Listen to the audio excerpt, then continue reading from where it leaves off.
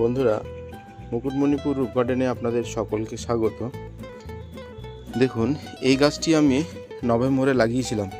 যখন আমার সব গাছ লাগানো হয়ে গিয়েছিল, কিছু চারা লাগানো বাকি ছিল, তো তার মধ্যে এটি একটি। দেখুন, এটি আমি নভেম্বর মাসে লাগিয়েছিলাম। একটা প্লাস্টিকের 6 ইঞ্চি টব কিনে তার মধ্যে বসিয়েছিলাম। তাতে দু থেকে 3বার পিঞ্চিং করেছিলাম।